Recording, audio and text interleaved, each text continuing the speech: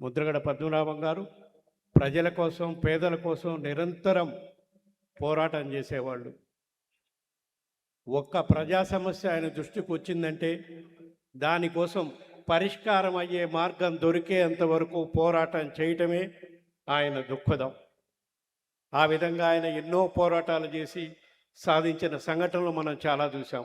అందులో ముఖ్యంగా స్వర్గీయ రాజశేఖర రెడ్డి గారు ముఖ్యమంత్రిగా ఉన్నప్పుడు జలయజ్ఞంలో రైతులకి కాంపెన్సేషన్, నష్టపరిహారం ఇచ్చే దాంట్లో న్యాయం చేయాలని చెప్పి నిరాహార చేస్తే రాజశేఖర రెడ్డి గారు తక్షణమే స్పందించి ఆయన కోరిక మేరకు జలయజ్ఞంలో రైతులకు ఎటువంటి అన్యాయం జరగకుండా నష్టపరిహారం చేసే విధంగా చట్టం చేయించిన ఘనత ముద్రగడ పద్మనాభం గారిది అని చెప్పి ఈ సందర్భంగా తెలియజేసుకుంటున్నాం.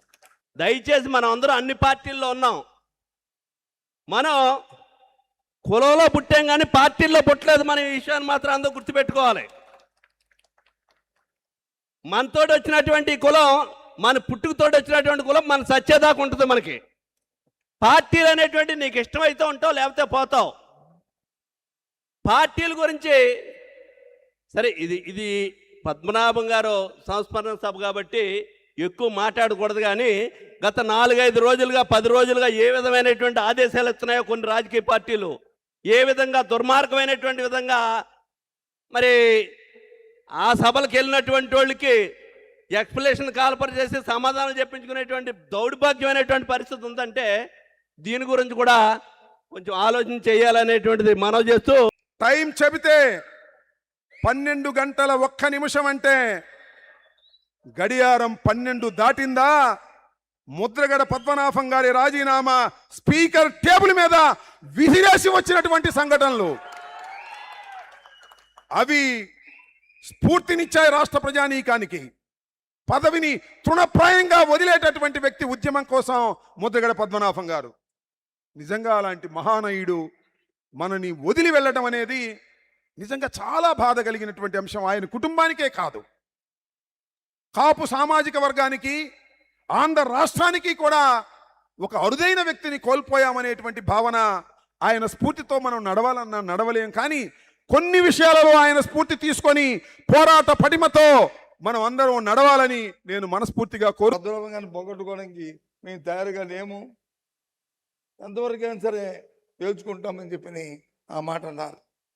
దాంతో చిరంజీవి గారు అన్నారు, మేము సమయం ఇస్తున్నాం, అల్టిమేట్ ఇస్తున్నాం, ఏదైనా తేడా కానీ పద్మనాభం గారు జరిగితే ఈ శక్తి మామూలుగా ఉండదు, దానికి అది విషయాన్ని ఆలోచించుకోవాలని చెప్పి ఆయన అన్నారు. అంటే నేను ఎందుకు చెప్తానంటే ఈ నేపథ్యంలోనూ వారికి ఉమ్మడి రాష్ట్రంలో అంత అభిమానం, అంత చిన్న పెద్దాన్ని కాకుండా చిన్నవాడి దగ్గర నుంచి పెద్దవాడి వరకు కూడా ఆయన అంటే ఆయన పట్టుదల, ఆయన గౌరవం, ఆయన మాట, ఆ మాట మీద ఏ విధంగా ఆయన నిలబడతాడు, ఏ విధంగా పోరాటం చేస్తారు, ఏ విధంగా అది చేస్తారు, మన కులం కోసం ఏ విధంగా ఆయన కష్టపడి కార్యక్రమాలు చేస్తాడు అనే ఒక అందరికీ కూడా ఒక అభిమానం. ఒక తండ్రికి ఇచ్చినంత గౌరవాన్ని ఇచ్చి పాడని భుజాన మోసి తుది వీడుకోలు పలకడం అనేది మా అందరికీ కూడా ఆశ్చర్యం అనిపించింది. ఏదైతే ఆయన వాత్సల్యాన్ని చూపించారో తన పక్షాన కానీ తన పార్టీ పక్షాన కానీ అదే ప్రేమని, అదే వాత్సల్యాన్ని పద్మనాభం గారు ఆయన మన నుంచి వెళ్ళిపోయే ముందు ఇలా చెయ్యాలి తనకు అనేది చెప్పినప్పుడు, ఆనవాయితీ ప్రకారం చేసే పెద్ద కార్యాలు లాంటివి చేయొద్దని చెప్పారు అన్నప్పుడు, కానీ ఇంతమంది అభిమానులు ఉన్నారు, ఇంతమంది ప్రేమించే వాళ్ళు ఉన్నారు, ఒక చోట మనం కలిసి మాట్లాడుకుని ఆయనకి తుది వీడుకోలు ఘనంగా ఇవ్వాలి అని అన్నప్పుడు కుటుంబ సభ్యులతో, బాలు గారితోనూ, గిరిబాబు గారితోనూ, వారి తల్లిగారితోనూ మాట్లాడుకుని వారి అనుమతి తీసుకుని ఇవాళ ఈ కార్యక్రమం నిర్వహించడం జరిగింది. మా నాన్నగారు మరణించగానే నా తక్షణ కర్తవ్యం మా అమ్మగారిని, మా అన్నయ్య గారిని, నా భార్య పిల్లల్ని కాపాడుకోవాలి అని వెంటనే ఆలోచన వచ్చిందండి. కానీ ఆయన మరణించిన క్షణం నుంచి ఈ క్షణం వరకు రాజకీయాలకు అతీతంగా, పార్టీలకు అతీతంగా, కులమతాలకు అతీతంగా, ప్రాంతాలకు అతీతంగా ఎంతోమంది మా ఇంటికి వచ్చి నాకు, మా అన్నయ్య గారికి, మా అమ్మగారికి అందరికీ ఎంతో ధైర్యాన్ని ఇస్తుంటే, ఇంతమంది మనసులో ఒక్క వ్యక్తి ఎలా స్థానం సంపాదించుకోగలిగారని ప్రతిరోజు ఆశ్చర్యపోతున్నానండి. ఇంత పెద్ద కుటుంబాన్ని నాకు ఇచ్చి వెళ్ళారా నాన్నగారు అని ప్రతిరోజు ప్రతి క్షణం బాధ్యతతో కూడిన భయం వస్తుందండి. ఆయన ఎప్పుడూ కూడా ఆయన పూజించే వెంకటేశ్వర స్వామిని ఎంత ప్రేమించారో జీసస్ని, అల్లాని కూడా అంతే గౌరవించారండి.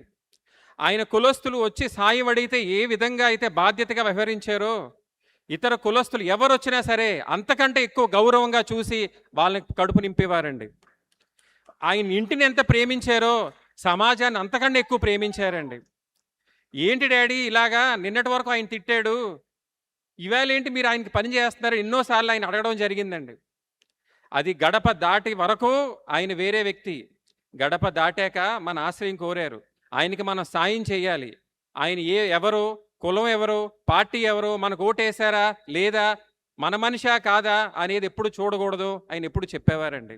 ఏంటో డాడీ పాత పద్ధతులు అనుకునేవాడిని, కానీ ఈరోజు ఇంతమంది జనంలో ఇంతమంది మనసులో ఆయన స్థానం సంపాదించుకున్నారు అంటే ఆయన నమ్మిన సిద్ధాంతాలే, ఆయన బ్రతికిన తీరే అని మీరందరూ ప్రేమ, మీ కళ్ళల్లో ఆనందం, మీ కళ్ళల్లో కన్నీరు చూస్తుంటే ప్రతిసారి ఆయనే నిజం, ఆయనే దేవుడు, ఆయనదే కరెక్ట్ అని ప్రతి క్షణం మాకు నిరూపణ అవుతుందండి.